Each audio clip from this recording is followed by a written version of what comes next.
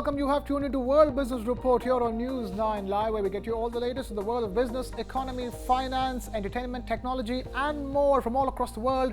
I'm Krishna Kumar.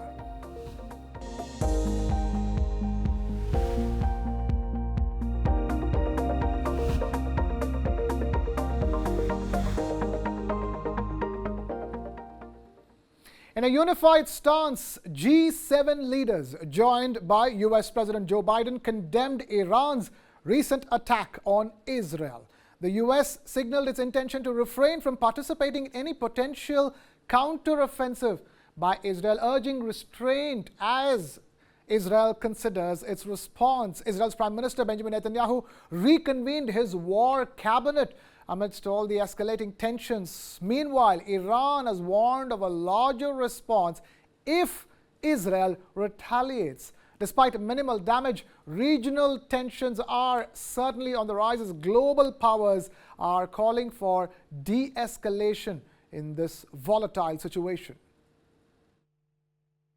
U.S. President Joe Biden and other leaders of the G7 nations condemned Iran's attack on Israel on Sunday, saying it risked provoking an uncontrollable regional escalation.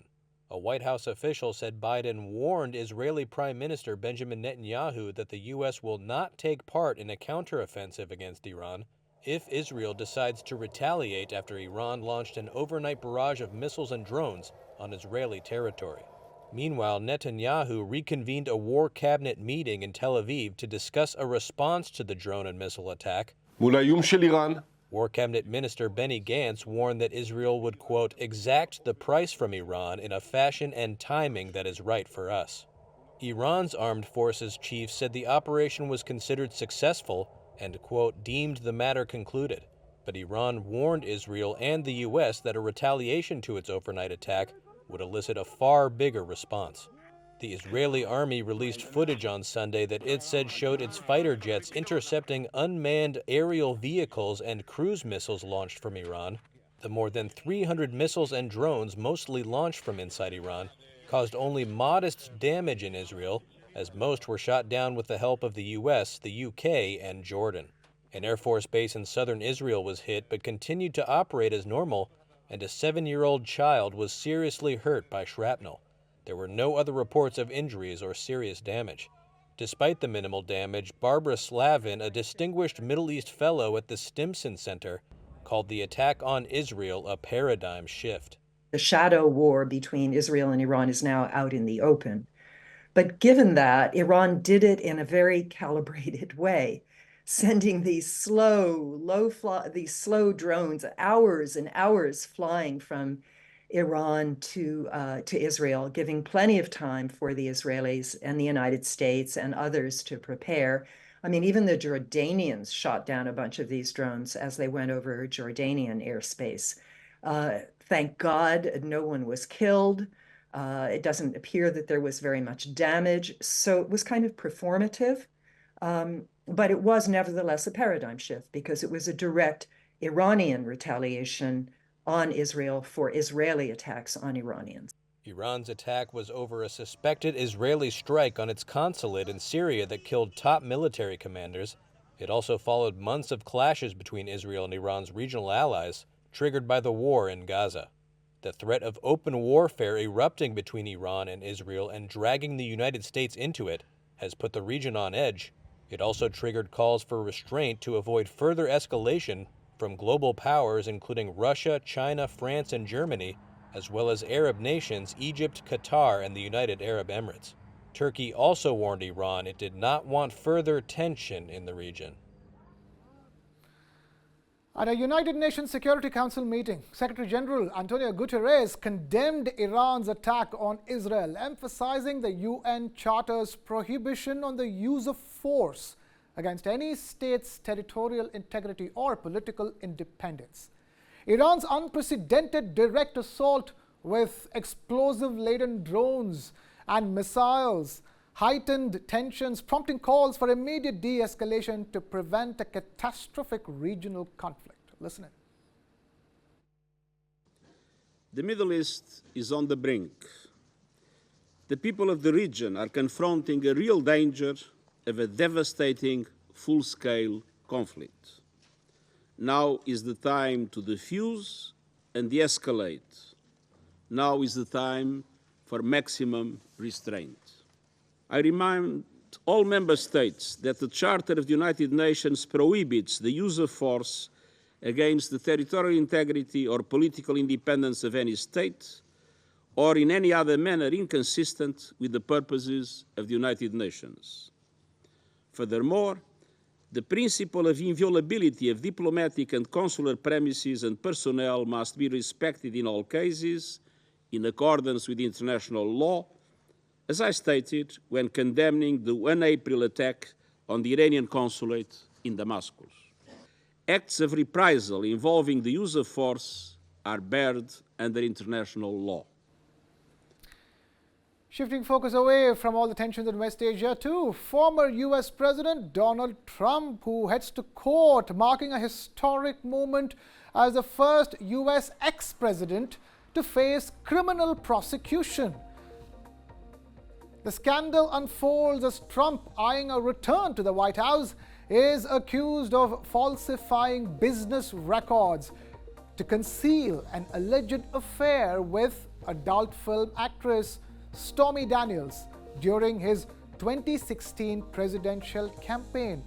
The so-called hush money affair is only one of 4 criminal cases hanging over Trump, and some legal observers suggest that it is the least serious.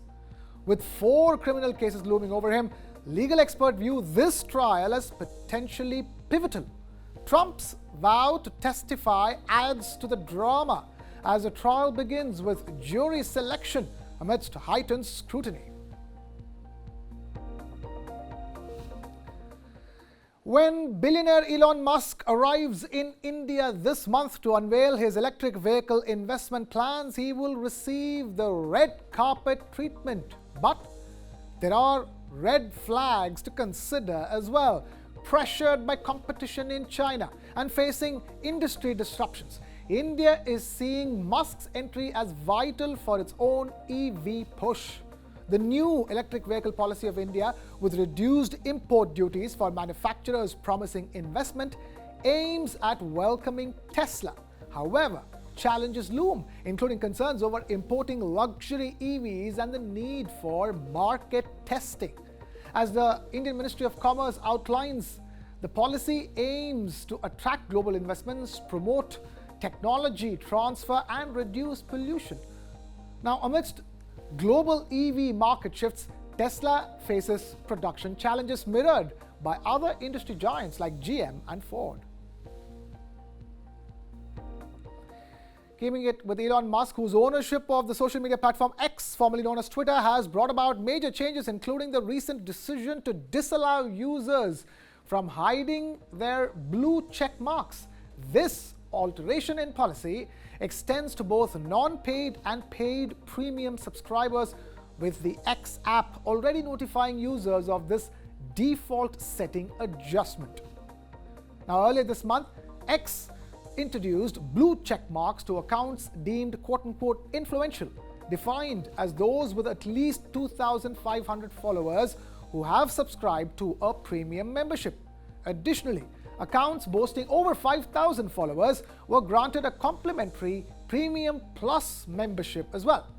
Originally, the verified symbol was typically reserved for celebrities, politicians, journalists, and other public figures. However, following Elon Musk's acquisition of the platform, X initiated its first ever paid verification service, enabling anyone to obtain verification alongside a premium membership purchase. More news from Elon Musk. Elon Musk and Argentina's Libertarian president pledged collaboration, focusing on promoting free markets and exploring potential lithium projects as well. Their meeting in Texas, home to Musk's Tesla, covered topics ranging from global birth rate concerns to technological advancement in the defense of liberty. Musk's admiration for Argentina's President Javier Milei's pro-enterprise stance and disdain for perceived socialist overreach was evident. Discussions also touched on Argentina's lithium potential, emphasizing value addition. Argentina's incoming ambassador to the US, highlighted Elon Musk's commitment to assisting Argentina. Additionally, Javier Milei expressed solidarity with Musk amid a dispute involving his social media platform X in Brazil.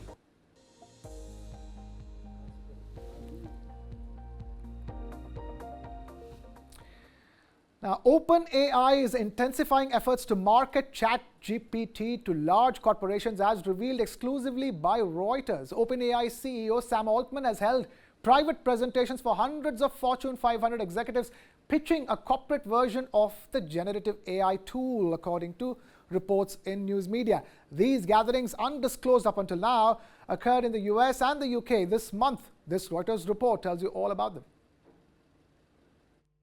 OpenAI is making a major push to sell ChatGPT to big business. Reuters reported exclusively that CEO Sam Altman has hosted hundreds of Fortune 500 company executives to pitch a version of the generative AI product for corporate use, according to attendees. 3 of these gatherings took place in the US and the UK this month and have not been reported previously. Attendees tell Reuters OpenAI in some cases is going head-to-head with financial backer Microsoft. The software giant is the largest investor in OpenAI and offers access to OpenAI's technology through its Azure cloud and by selling Microsoft 365 Copilot, a productivity tool powered by OpenAI's models targeting enterprises. Some executives in the audience of the events asked why they should pay for ChatGPT Enterprise if they are already customers of Microsoft. Altman and others responded that paying for the enterprise service allowed them to work with the OpenAI team directly, among other reasons. OpenAI, last valued at $86 billion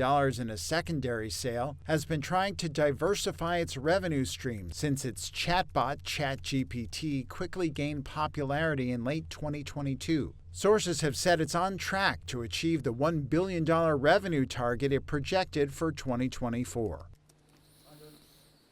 From sticky inflation numbers in the US to why NBC is really looking forward to the upcoming Paris Olympics 2024. Here's a roundup of all the stories from the world of business and finance in terms of numbers in the Week in Numbers.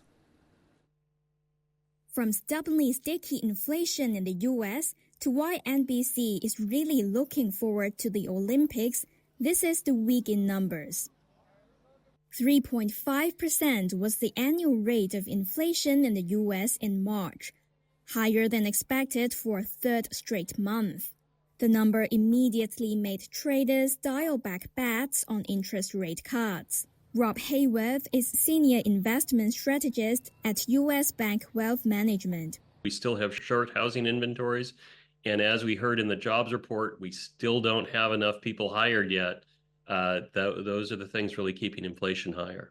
$1.2 billion is how much advertising NBC has already sold for its Paris Olympics coverage this summer. That puts it well on track to post record sales for the event. NBC has paid over $7.6 billion to renew its broadcast rights for the Olympics through to 2032. Over $6 billion is how much subsidy the U.S. is set to give Samsung to expand chip production in Texas. That's according to Reuters sources. The handout would follow similar support for chip makers Intel and TSMC, and is meant to make the U.S. less dependent on imported silicon. Almost 21% is the expected jump in earnings for big U.S. tech firms as they started reporting first quarter numbers in coming days. That's according to data from LSEG. Investors remain optimistic that the AI boom is going to drive soaring profits for firms like Nvidia. And just 20 or so is how many new Boeing jets Southwest Airlines expects to get this year, according to Reuters sources. That's less than a quarter of the number it originally expected.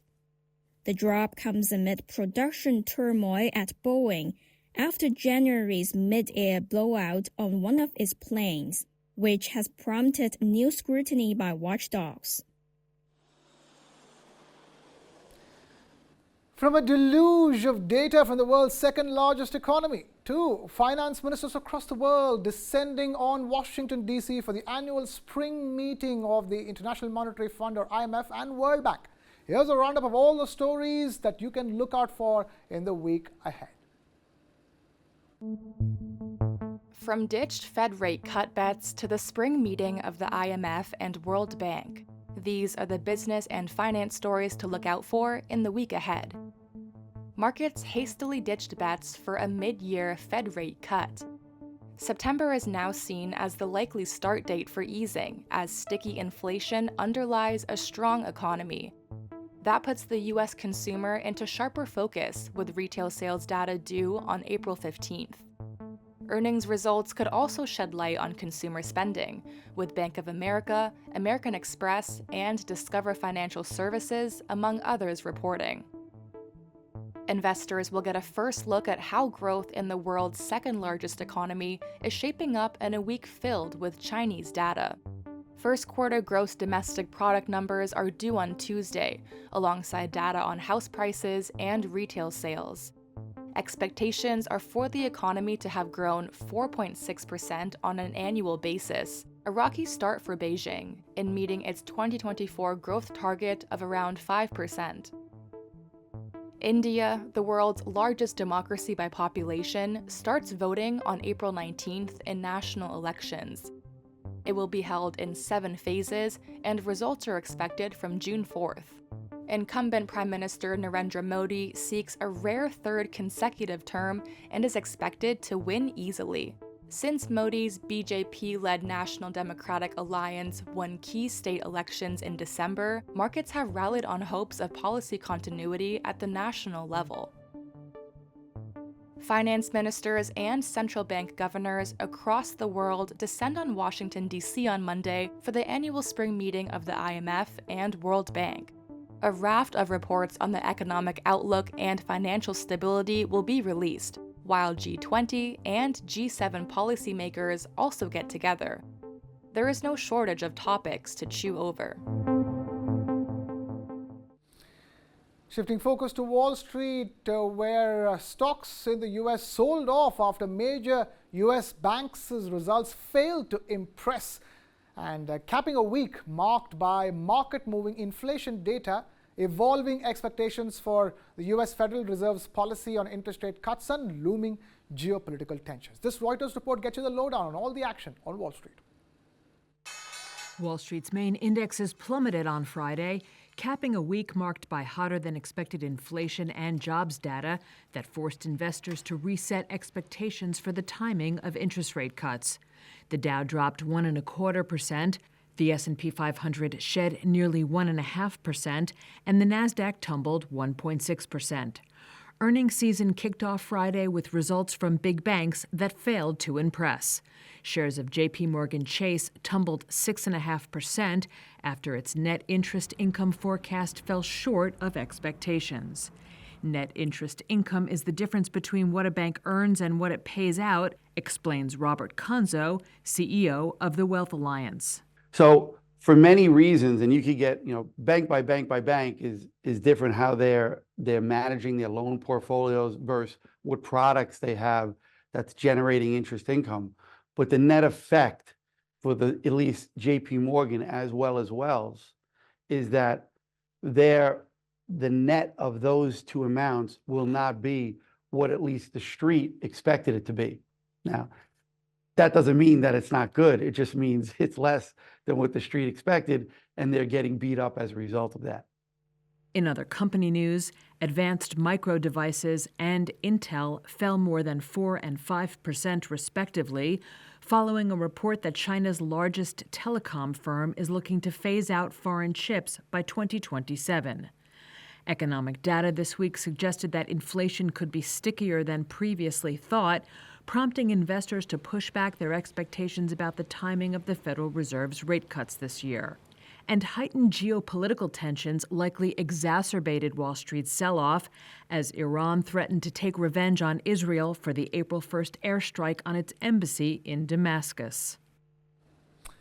Now, major financial players like JP Morgan Chase, Wells Fargo, Citigroup and asset manager BlackRock unveiled their reports with a market reaction that was, to put it simply, less than enthusiastic, as shares of all these giants trended downwards after they came out with their numbers. This report tells you all about it. First quarter corporate earnings kicked off Friday with big banks reporting a mixed bag of results. J.P. Morgan Chase, the largest U.S. bank by assets, said its profit rose 6% in the first quarter, but that higher interest rates would hamper growth going forward. That sent the bank's shares down 6% in morning trading. Wells Fargo reported a drop in first quarter profit as higher rates made it costlier to pay customers for deposits. At the same time, demand from borrowers declined. Shares dipped slightly. Citigroup's first quarter profit fell 27%, but beat market expectations as part of its costs were spent on restructuring efforts. CEO Jane Fraser, in a statement, said the bank's sweeping reorganization has created, quote, a cleaner, simpler management structure. Shares initially rose on the news, but reversed course and were down more than 1% in late morning trading. And BlackRock, the world's largest asset manager, said its total assets hit a record $10.5 trillion in the first quarter. The firm posted a 36% jump in profit as rising global equity markets boosted its investment advisory and administration fees. Shares, however, were down more than 1% in morning trading, with the S&P 500 Banks Index falling roughly 3% to hit its lowest level in nearly a month. Shifting focus away from the US to China, where China's exports for the month of March saw a major contraction, with imports also unexpectedly shrinking, falling well below market expectations, and that according to customs data released by China. These figures emphasize the challenges ahead for China's policymakers striving to strengthen a fragile economic recovery. More in this report. China's exports and imports missed forecasts by wide margins in March. Customs data out Friday showed exports contracted sharply, while imports also unexpectedly shrank. Overseas shipments were down 7.5% on the year last month. That was the biggest fall since August and way worse than analysts' forecasts of a 2.3% decline. The nation's exporters endured a tough period for much of last year due to soft overseas demand and high interest rates around the world. Imports for March declined 1.9% year-on-year from 3.5% growth in the first 2 months, again missing forecasts. The imports figure showed sluggish domestic demand conditions. March soybean imports fell to their lowest in 4 years, while crude oil imports slipped 6%. China's economy got off to quite a solid start this year. It was driven by policymakers rolling out support measures to revive household consumption, private investment and market confidence. But growth in the Asian giant remains uneven, and analysts don't expect a full-blown revival anytime soon. They blame that mainly on a long-running crisis in the country's property sector. Last month, China set a full-year growth target of around 5%, but analysts have described this as ambitious. Away from China to some relief for the Palestinians in Gaza City as they queued up to buy bread from a bakery that reopened after being shut down for many months. Remember, 6 months into Israel's air and ground campaign in Gaza, triggered by Hamas's attack on southern Israel. The devastated Palestinian enclave faces famine and widespread disease, with nearly all of its inhabitants now homeless.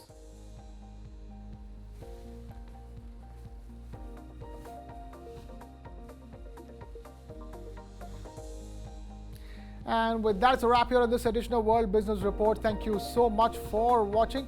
This is Krishna Kumar signing off.